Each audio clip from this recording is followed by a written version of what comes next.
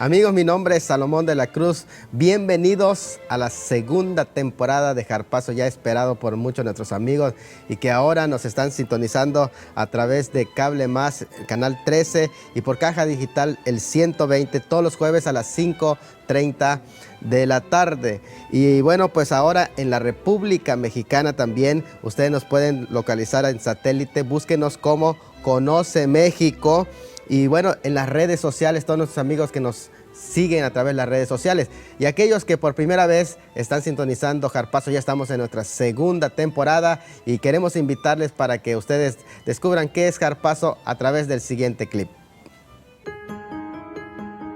La palabra rapto aparece en la versión de la Biblia Vulgata Latina, traducción de la Biblia hebrea y griega en latín, realizada en el 382 después de Cristo por Jerónimo de Estridón. Ahí la palabra griega harpazo, arrebatar, de Primera de Tesalonicenses 4:17, se tradujo al latín por rapturo o rapriori.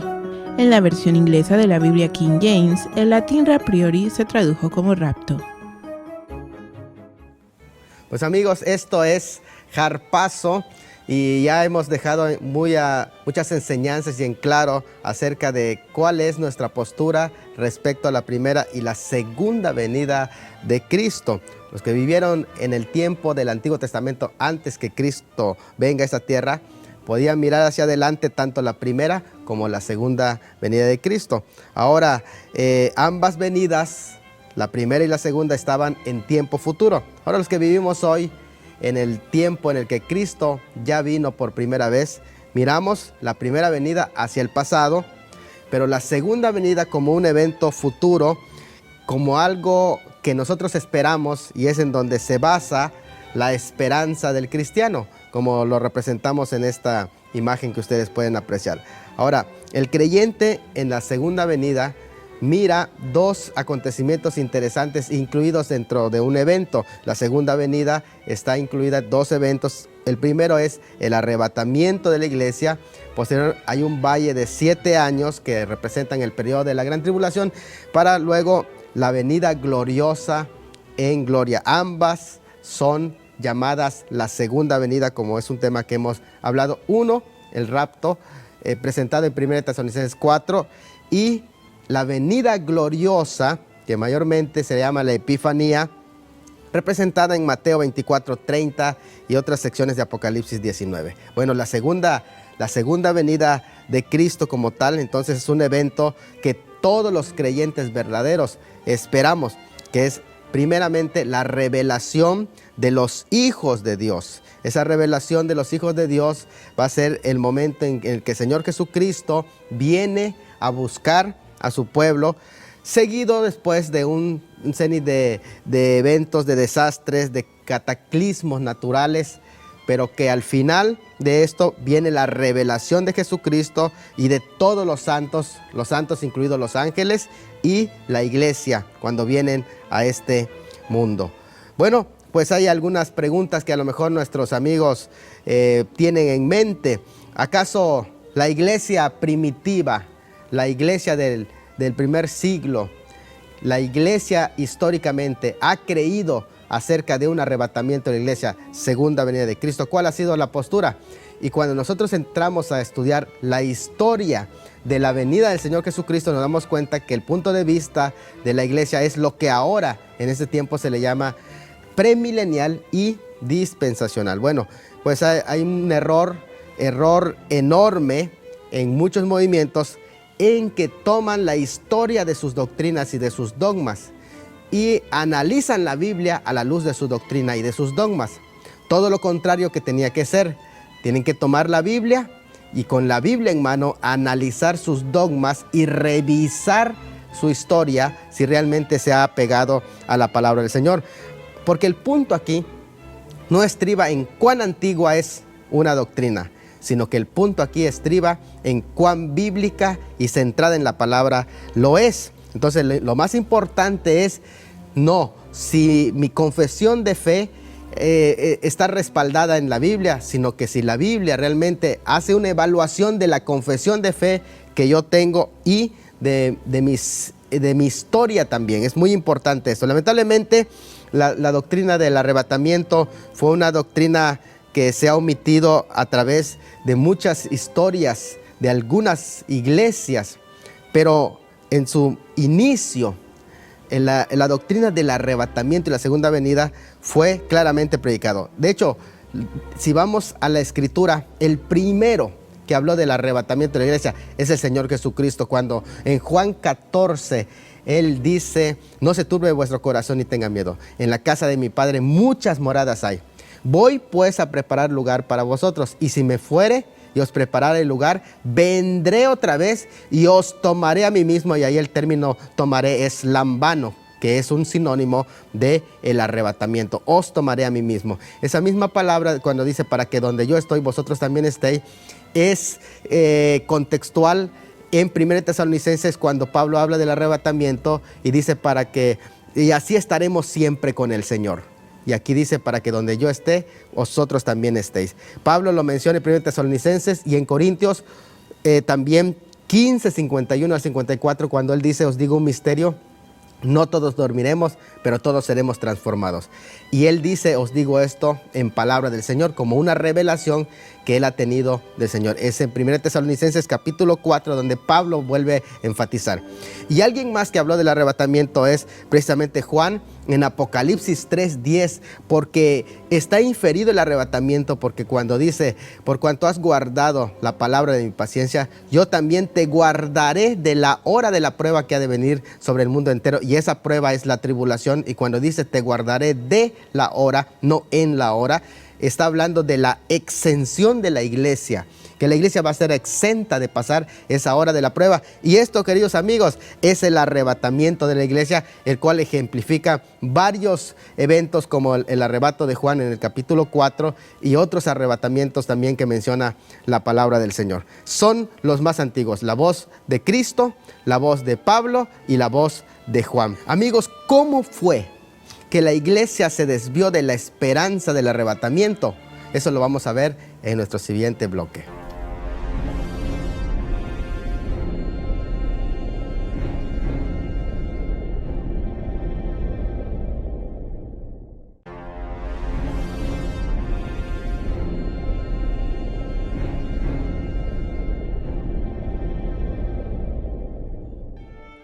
Pues amigos, continuamos explicando el tema del arrebatamiento de la iglesia. Estamos repasando algunos temas porque tenemos entendido que algunos de nuestros amigos no nos han mirado, y aquellos que no tuvieron la oportunidad de hacerlo, les invitamos para hacer visita en nuestra página de Veracidad Channel, en el micrositio de Jarpazo. Ahí ustedes pueden encontrar los estudios del arrebatamiento de la iglesia, pero estamos dando un repaso general y también ayudando a entender el tema del arrebatamiento de la iglesia. Una de las posturas de igualmente antiguas, tan antiguas, que datan hasta el siglo II y III, pero ya estructuradas con Agustín en el siglo IV, es el amilenarismo. Miren, el amilenarismo es una doctrina que su escatología es muy peligrosa. ¿Por qué peligrosa?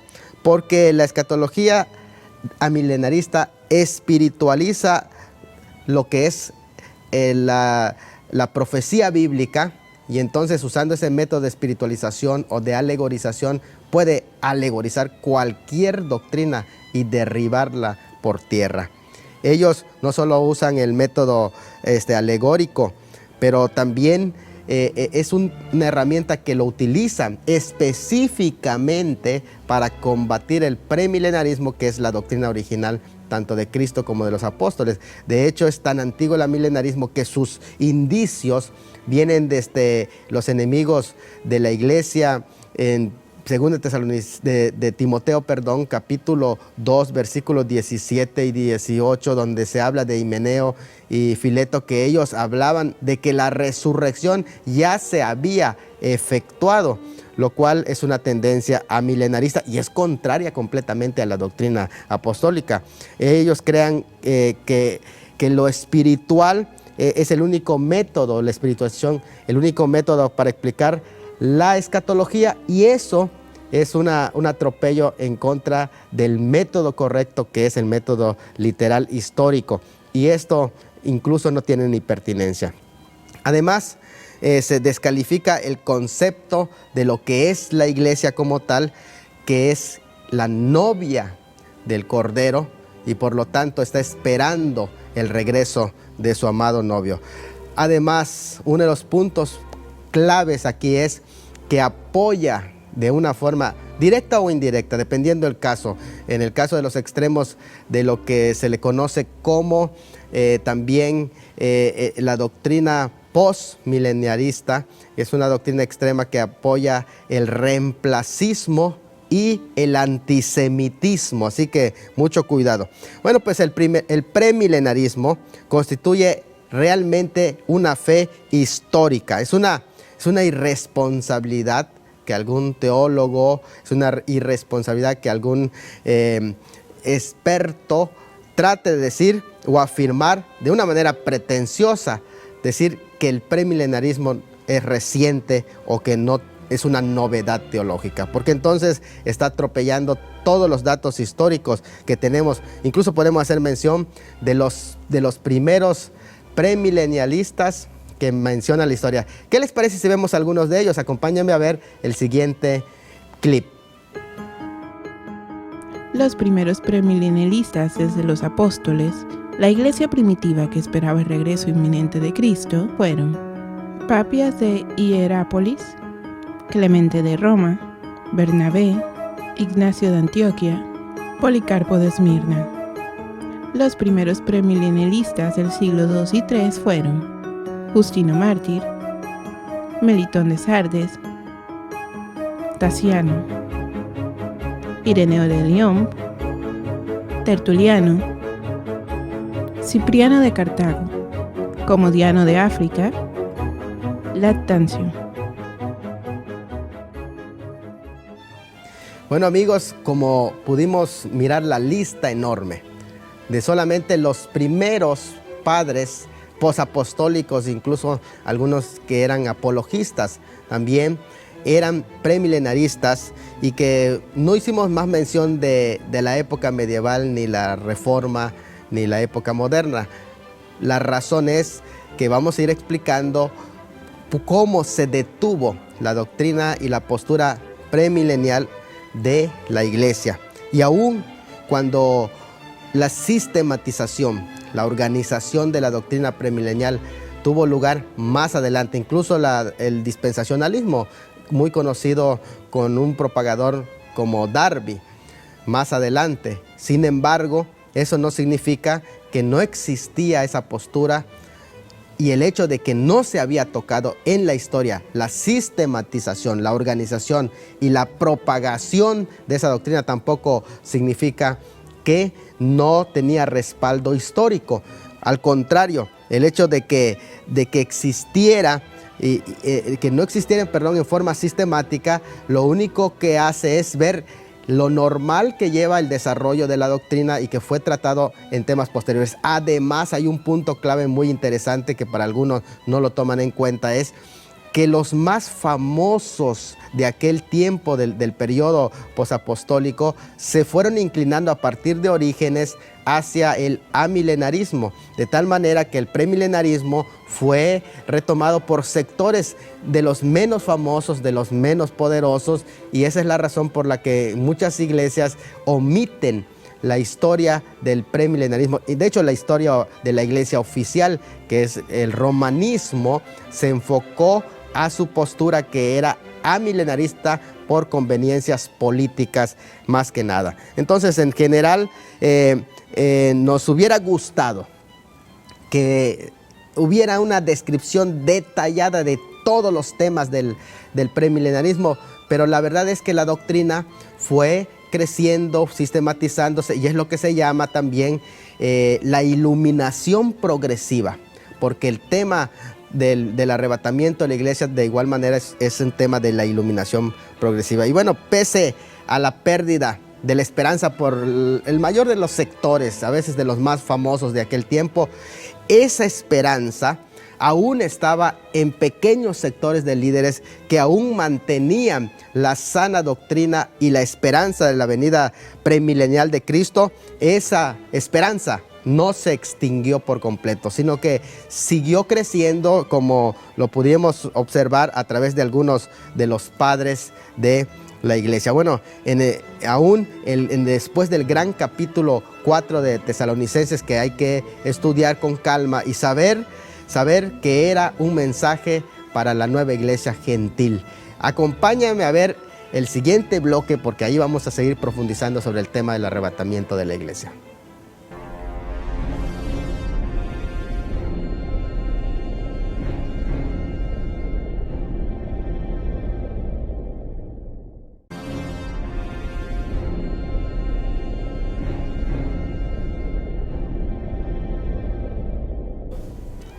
Pues amigos, acuérdense que al inicio de la historia de la iglesia era netamente judía, y como bien estudiamos en la escatología del Antiguo Testamento, ellos no esperaban un arrebatamiento para el pueblo de Israel. En el pueblo de Israel no existe la esperanza del arrebatamiento. El arrebatamiento es netamente gentil.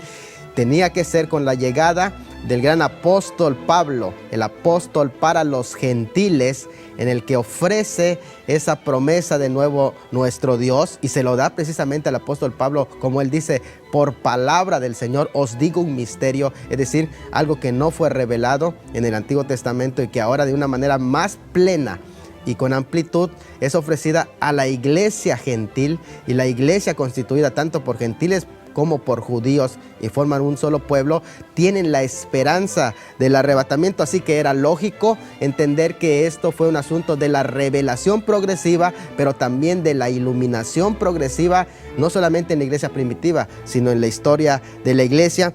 Sin embargo, cuando la iglesia había ya sido conformada por los gentiles, Pablo aparece ya para dar el mensaje a los tesalonicenses y darles la gloriosa esperanza bienaventurada, que acuérdense que esa esperanza surge en base a la persecución. Mientras la iglesia está sufriendo, mientras la iglesia está incómoda, mientras la iglesia no haya su sitio aquí sobre esta tierra, sino que nuestra ciudadanía está en los cielos, hay una esperanza. Mientras la iglesia es perseguida y es de alguna manera oprimida por el mundo, por el diablo, por los gobiernos, la única esperanza es escatológica, y la esperanza es el arrebatamiento de la iglesia. Esa es la bendita esperanza que también el apóstol va a comentar en Tito 2:13, cuando dice: aguardando la esperanza bienaventurada, se refiere al arrebatamiento. Ahora, si en los primeros tiempos de la iglesia tenía una visión premileniarista y también, como podríamos llamar hoy, dispensacionalista, aunque no existían esos términos, desde luego, son términos teológicos que se van desarrollando posteriormente debido a la iluminación progresiva. ¿Cómo se fue alejando la iglesia de la fe premilenial y dispensacional, incluidos la creencia de la esperanza bienaventurada en el arrebatamiento? Bueno, todo comenzó con el surgimiento de lo que se llama la doctrina del dominio, que vino inmediatamente luego de que el pueblo gentil va abarcando lugar. Acuérdense que inicialmente la iglesia era netamente judía, pero que posteriormente va creciendo el pueblo gentil dentro de la iglesia, de tal manera que llega un punto en que la mayor asistencia en la iglesia era de gentiles y no de judíos, cuando el evangelio llega más allá de las fronteras de Israel, llega a los griegos, y entonces empieza a haber un crecimiento. Pero hay un evento interesante que va a catapultar esto y que va a acabar con la esperanza bienaventurada, y es una doctrina que se llama la doctrina del reemplazo. Cuando la iglesia empieza a crecer en el mundo gentil, y ahora muchos de los gentiles también empiezan a tener conflictos con los judíos, y empieza a surgir la doctrina del reemplazo, que viene a culminar en el año 70 con la destrucción de Jerusalén. Y al destruirse Jerusalén como capital, ahora muchos de la iglesia empezaban ya a pensar que realmente Israel había sido quitado del todo de las promesas y que había sido reemplazada por la iglesia. Y en este sentido empiezas a gestarse una de las enseñanzas que más daño ha hecho a la iglesia, al mundo, y es la doctrina del reemplazo, que es una doctrina antisemitista, en el que se dice que la iglesia ha venido a reemplazar a Israel, y que Israel se queda con todas las maldiciones, pero que la iglesia ahora recibe toda la herencia de las promesas de los pactos y ha ocupado el lugar de Israel. Esta doctrina del reemplazo lo que viene a hacer es provocar un antisemitismo en el que realmente el pueblo de Israel es puesto a un lado, y los padres, la mayoría de los padres de la iglesia posterior a esto, van a apoyar esta doctrina debido a que tenían en mentalidad esto, que los judíos habían rechazado a Cristo y lo habían matado, y por lo tanto son los asesinos de Cristo, son enemigos del cristianismo, y toda esa concepción. Además, la exageración y la mala interpretación de algunas enseñanzas del apóstol Pablo al respecto va a contribuir para que muchos tengan la tendencia de creer que la iglesia ha reemplazado ya a el pueblo de Israel. Entonces, esta doctrina es algo muy interesante porque cobra auge ya en el año 135, cuando Adriano destruye por completo Jerusalén, y ahora el judaísmo, como coexistía juntamente con la iglesia al mismo tiempo, empieza una serie de persecuciones en contra de ambos pueblos. Y para hacer la distinción entre los judíos perseguidos y la iglesia perseguida, los padres apologistas van haciendo declaraciones, por decirlo así, de las más desastrosas en contra del pueblo de Israel, para que ellos puedan librar la persecución de la iglesia. Y dentro de esas están declaraciones de gente que fueron padres apologistas, incluso gente del periodo posapostólico, entre ellos Justino Mártir, que decía, por ejemplo, las escrituras no son de los judíos, sino de los cristianos. En el 177 Ireneo dijo, los judíos han sido desterrados de la gracia de Dios. Y en el 160-230 Tertuliano mismo dijo, Dios rechazó a los judíos para favorecer al cristianismo. Y de esa manera se va a ir asentando las bases para una interpretación alegórica de las escrituras y el surgimiento posterior del amilenarismo con Agustín, que es el tema que vamos a abundar en nuestro próximo programa, nuestro próximo episodio de Harpazo. Así que no se lo pierdan, porque vamos a estar haciendo mención de cómo va surgiendo la doctrina del reemplazo, el amilenarismo y también la interpretación alegórica que viene a acabar con la doctrina del arrebatamiento de la iglesia. Así que, amigos, hemos terminado ya nuestro programa. No nos alcanzó el tiempo para ir explicando más cosas. Tenemos cosas muy interesantes, por eso les invitamos a que no se pierdan nuestro próximo programa. Esperamos que hayan sido bendecidos y alimentados con esta palabra de poder de parte de Dios y de revelación del Señor acerca del arrebatamiento de la iglesia. Yo soy su amigo Salomón de la Cruz y me despido de ustedes de este programa. Hasta la próxima.